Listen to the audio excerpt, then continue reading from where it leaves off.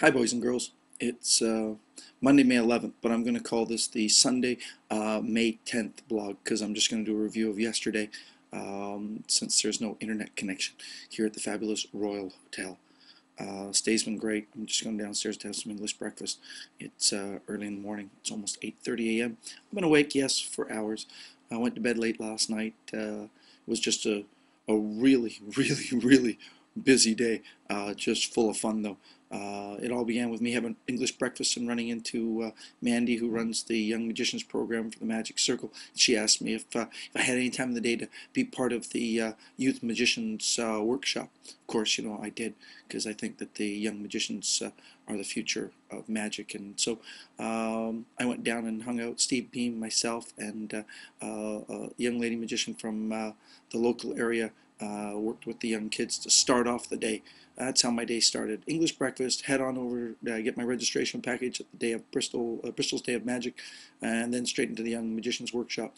The Young Magicians Workshop ended, and I had like 5 minutes in which to race, get ready, and do my sleight of hand show. I did it 3 times in that session. Great crowd, small, intimate rooms. A lot of people have never seen me work in the area. A lot of people never heard of me before, and so a lot of people were dumbstruck. It was fun to watch the reactions that I used to get when I first started doing my signed card and sealed deck and the cups and balls routine. Uh, Genuine people, a really good time. My last sleight of hand act ended, and I had about 9 minutes to set up for the lecture. I was given 40 minutes to do the lecture, well, about 40 minutes to do the lecture, 10 minutes to sell, and then my friend John Archer was going to do his one-man show. Uh, I kicked through the lecture. If any of you are doing the lecture tour, the lecture is at least 2.5 hours in length. I've done it in 3 and a little bit longer, but I've never done it in 40 minutes. And I just went full on to the point where I was telling the audience to stop clapping because they were cutting into my time. Just barreled on through. They had a wonderful projection system, huge hall, lots of people.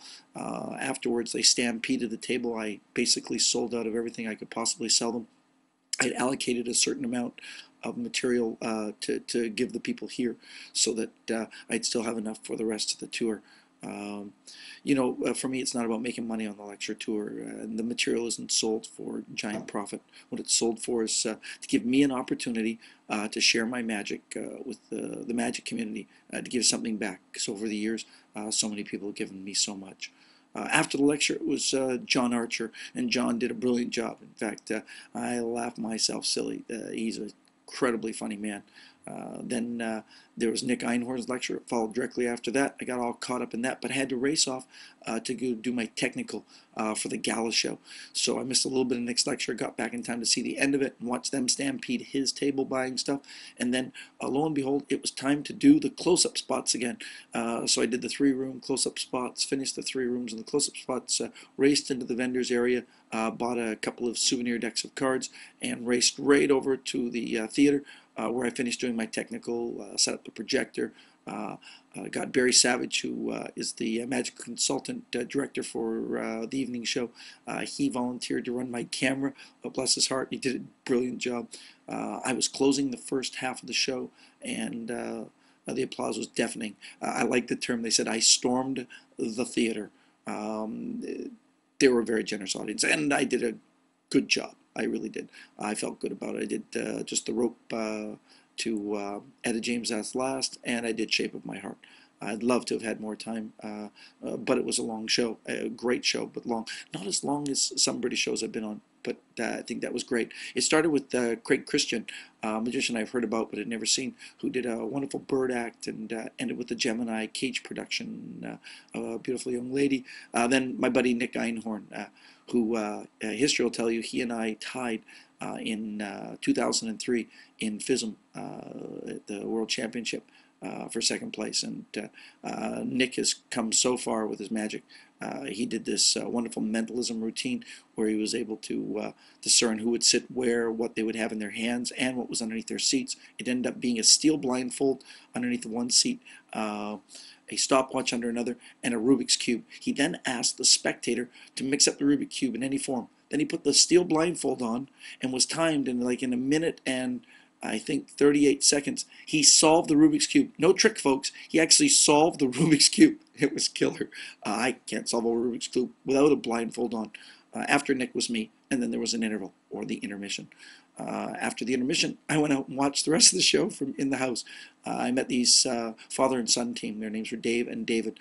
And I guess the younger one, David, was sort of disenchanted with magic. And he had the most wonderful compliment for me. He said that he was really getting bored of magic and was going to get out of it. And that I was a breath of fresh air and really inspired him to stay into it and do more. And that's the reason I do magic right now. It really is. To create some sort of emotion, a visceral reaction to people, to get people more involved. It really is.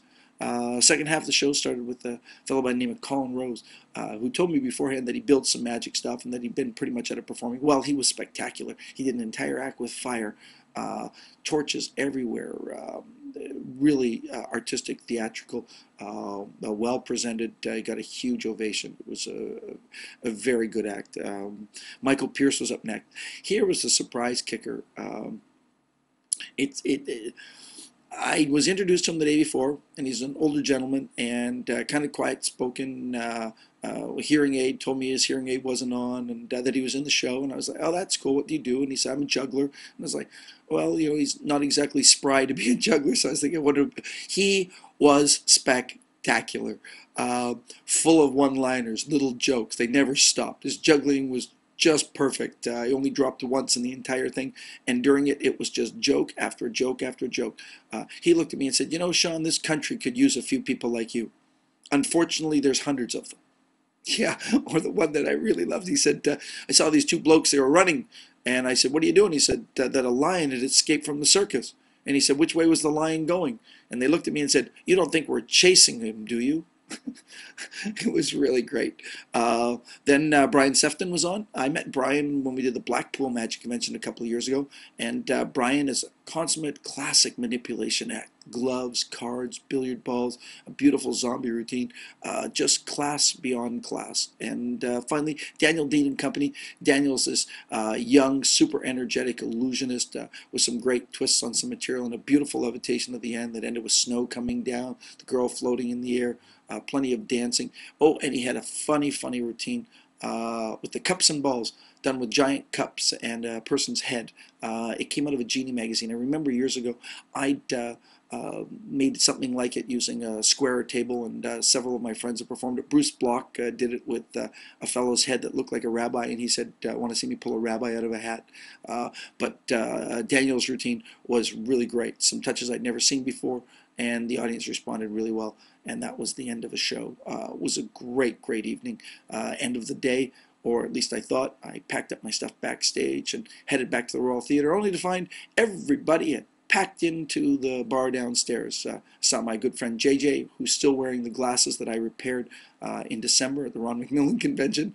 I was sitting next to him when his glasses broke, and he said that now they were gone, he'd have to go get another pair. And well, that's just a challenge for me.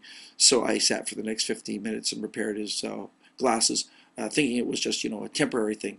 That was 6 months ago. I guess they're still doing it, and they're still working. So that was pretty cool. Lots of other people came, and I made some new friends. I had a wonderful turkey and cranberry sandwich. Probably not best to have it at 11 o'clock at night, but at least it was healthy. And it was also the only meal I had since English breakfast, because boy, the day just flew by. It pretty much went just like that. I crawled into bed a little after midnight and prayed I could go to sleep, and well, it didn't work out so well. I just kind of laid and tossed about the excitement of the day, and thoughts went through my head, and here we are. It's now 8:35 in the morning, and I'm going to head downstairs, have a delightful English breakfast, and then head on the road because I'm going to Ipswich, which I believe is on the other side of London. It's quite a drive today, and I have a group, they're estimating somewhere between 40 and 50 people turning out. So I'm looking forward to that. You guys, I hope you're having a great day, and keep well, keep safe, but most of all, be happy. Thanks. Bye for now.